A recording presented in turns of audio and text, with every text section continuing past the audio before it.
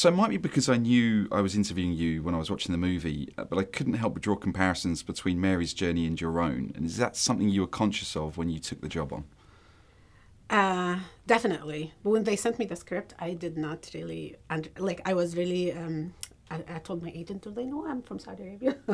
Like, it's a period about an English woman, and I felt like a little bit like, I'm not sure if I can tell the story.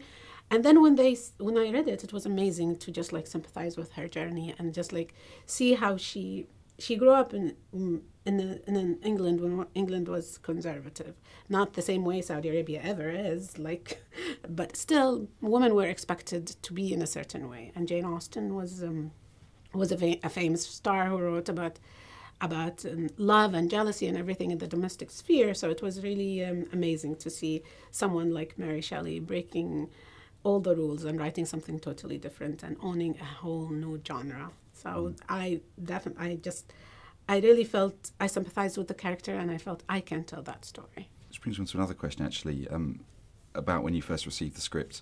Being from Saudi Arabia, and this is a period piece set in England, I'm interested to know how you plan and design a movie like this, a period piece, when it's so alien to you. Like, where do you start? I know, exactly. That was my question. Where would I start? It's like really, but for me, of course, I started like historically searching the images, and of course, I did some writing on Mary Shelley as well.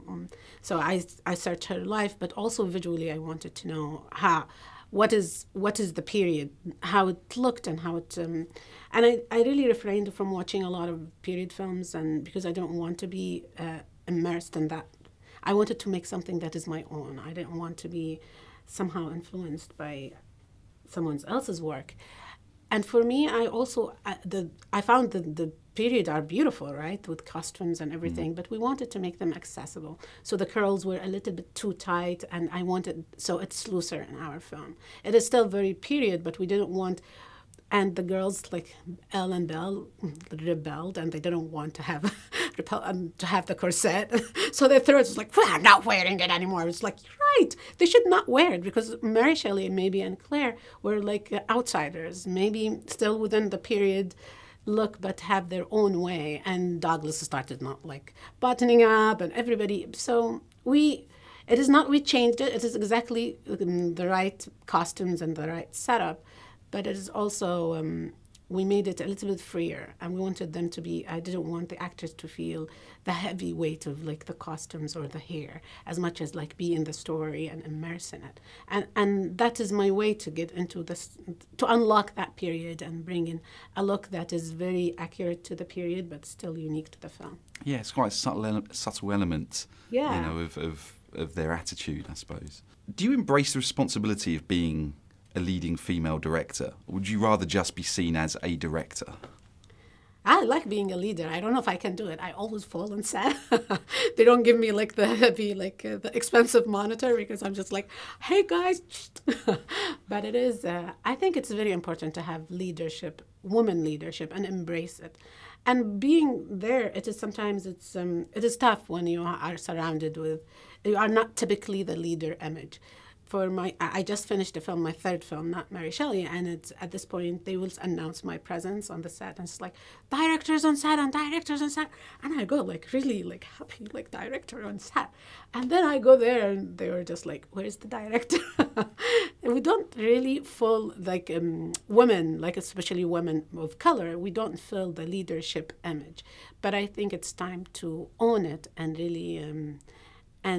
Move forward with it, because it is the only way that we can pave the ways for a new generation to progress and in the industry. And strong female characters are a major part of your work. Yeah. Is that something you're going to continue doing? Is it something that you seek out? It was not conscious, but I just love that. I love telling stories of strong women. I'm sure because I came from Saudi Arabia, and all that is still in my DNA, right? Just like trying to give voices to those amazing women. And I really don't like to tell stories of women who are victims. it is amazing to give stories of women who survive and who leave legacies like Mary Shelley or like Wajda, who try to question the system and be happy. So my thing is, I find myself fascinated by strong female characters. There's a crucial moment where the idea for Frankenstein really sets in her mind. You almost see a literal spark, I suppose. That feeling of inspiration, is that something that you can identify with? Is that a feeling that you've had yourself in the past? And when you're putting it in the film, was that an influence?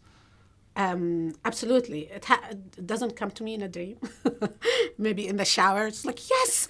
But it comes after like periods of like trying to figure out what is not happening in a scene, or like why it's not landing. You always question, like it is everything. You work hard on it and you rewrite and you do everything and it's just not right.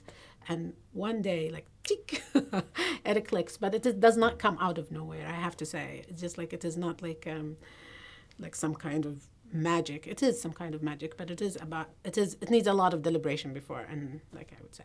The music, I was really interested by the music. It's kind of an ethereal sound to it, and it carries, particularly through the time periods where you have to skip through time periods to tell the full stories you do in biopics. What was the process behind that soundtrack? How did that go? Yeah, it was amazing to work with Amelia. She has such a heart. She's such a beautiful heart. And I think a musician has to have that feeling of understanding the character and knowing where they come from. Of course, it's the craft and everything.